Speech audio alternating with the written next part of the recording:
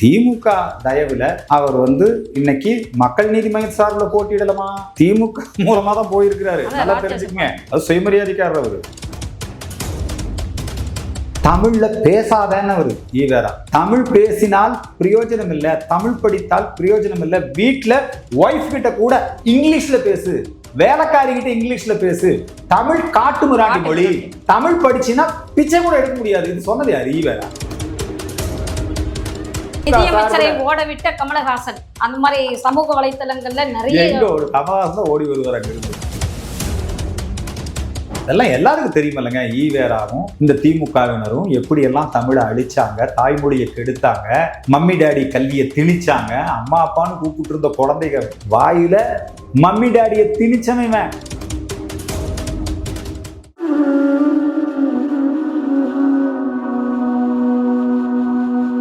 தமிழ் திரை மீடியா நேயர்களுக்கு வணக்கம். இன்றைய நேர்காணலில் நம்முடன் இணைகிறார் இந்து மக்கள் கட்சி தலைவர் தமிழ் திரு அர்ஜுன் சம்பத் அவர்கள். வணக்கம் சார். தமிழ் திரு நேயர்கள் அனைவருக்கும் என்னுடைய அன்பான வணக்கங்கள், வாழ்த்துக்கள். கமலஹாசன் அவர்கள் பாராளுமன்றத்துல ஒரு கான்ட்ரவர்சியலா ரொம்ப ஒரு பார்லிமெண்ட் மெம்பர் திமுக சார்பில் ராஜ்யசபைக்கு மாநிலங்களவை அவர் பார்லிமெண்ட்டுகள் அவர் எப்படிமா மக்கள் தேர்ந்தெடுப்பாங்க? திமுக தயவுல அவர் இன்னைக்கு மக்கள் நீதி மையம் சார்பில் போட்டியிடலாமா? திமுக மூலமா தான் போயிருக்கிறாரு. நல்லா தெரிஞ்சுக்கங்க, அது சுயமரியாதைக்காரர் அவரு. தன்னுடைய கொச்சி கொள்கை இதையெல்லாம் அடமானம் வச்சு முடிச்சு கட்டிட்டு அங்க போய் பகவதி பிச்சாந்தேயின்னு ஏதோ பேசுறாரு. இந்த தமிழ் பேசுனா, தமிழ் படிச்சா பிச்சை கூட எடுக்க முடியாது. யார் சொன்னா? அப்படி நிர்மலா சீதாராமன் சொன்னாங்க அப்படின்னு சொல்லிட்டு தான் இவர் கமலஹாசன் ஈவேரா சீடன். தமிழ்ல பேசாதன்னு அவரு ஈவேரா. தமிழ் பேசினால் பிரயோஜனம் இல்ல, தமிழ் படித்தால் பிரயோஜனம் இல்ல. வீட்டுல ஒய்ஃப் கிட்ட கூட இங்கிலீஷ்ல பேசு, வேலைக்காரி கிட்ட இங்கிலீஷ்ல பேசு. தமிழ் காட்டு மிராண்டி மொழி. தமிழ் படிச்சுன்னா பிச்சை கூட எடுக்க முடியாது. இது சொன்னது யாரு? ஈவேரா. இல்ல நிர்மலா சீதாராமன் மேடம் தான் சொன்னாங்கன்னு சொல்லிட்டு இந்த கமலஹாசனுக்கு இவ்வளவு அறிவு குறைவா? ஏதோ நிதியமைச்சரை ஓட விட்ட கமலஹாசன் அந்த மாதிரி சமூக வலைத்தளங்கள்ல நிறைய ஒரு கமலஹாசன் ஓடி வருவார் அங்கிருந்து. புரியுதுங்களா? அதனால கமலஹாசன் நல்ல வேளை அவர் பேசுறது அதிகமா யாருக்கும் புரியாது.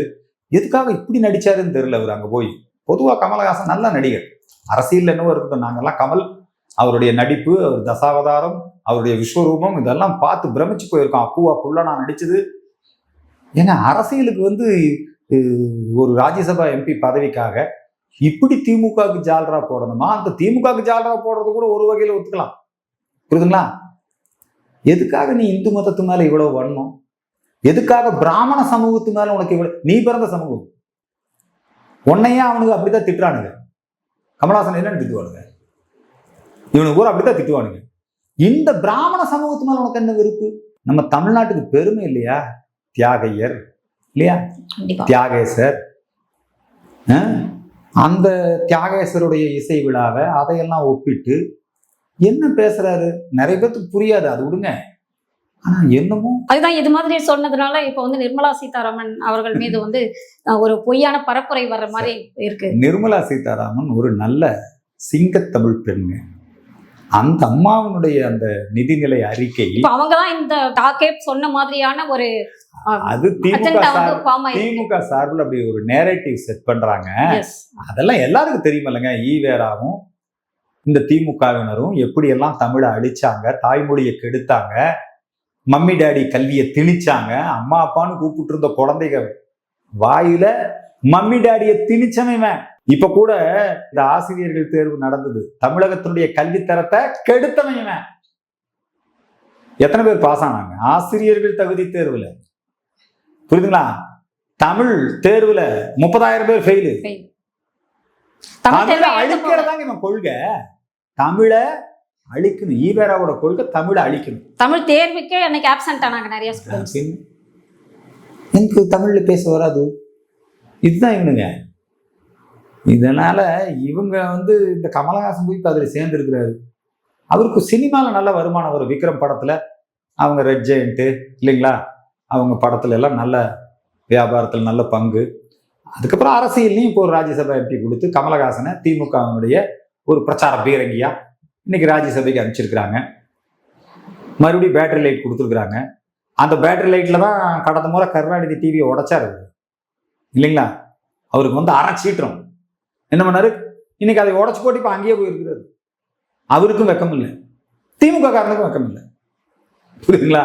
அதனால மக்கள் இன்னைக்கு கமலஹாசன் பேசுனதை பார்த்து நிறைய பேர் வந்து இந்த கமலஹாசனுடைய அவரை ஒரு நல்ல நடிகரா எல்லாரும் ஏத்துக்குவாங்க.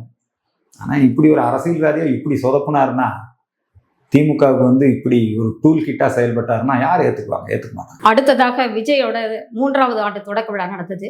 அதுல பாடகர் வேல்முருகன் அவர்கள், நீங்க முருக பக்தர் வேற, முருகப்பெருமான் வேல்முருகனும் முருக பக்தர் தான், அவர் பேரே வேல்முருகன் தான் சார். இந்த பாடகர்கள், கலைஞர்கள் இவங்க எல்லாம் வந்துங்க அங்க போய் கூப்பிட்டு இருக்கிறாங்க. அங்க போய் முருக பக்தர் பாடல், அந்த முருகனுடைய பாடலை பாடினாரு, ஆடினாரு, அதெல்லாம் வரவேற்கத்தக்கதுதான்.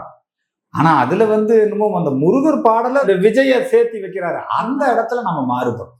கண்டிப்பா அதான் இந்த இடத்துல நம்ம மாறுபடுறோம். அது கண்டிச்சோம். இப்ப அவர் மன்னிப்பு கேட்டாரு. அவர் ஒரு கலைஞரமா, அவர்லாம் நாளைக்கு எங்க மாநாட்டுக்கும் வருவாரு. புரியுதுங்களா? இந்த விஷயத்த அந்த அளவுல விட்டாங்க. மிக பொறுமையாகவும் அருமையாகவும் விளக்கமளித்தமைக்கு நன்றி. வணக்கம். நன்றி, வணக்கம்.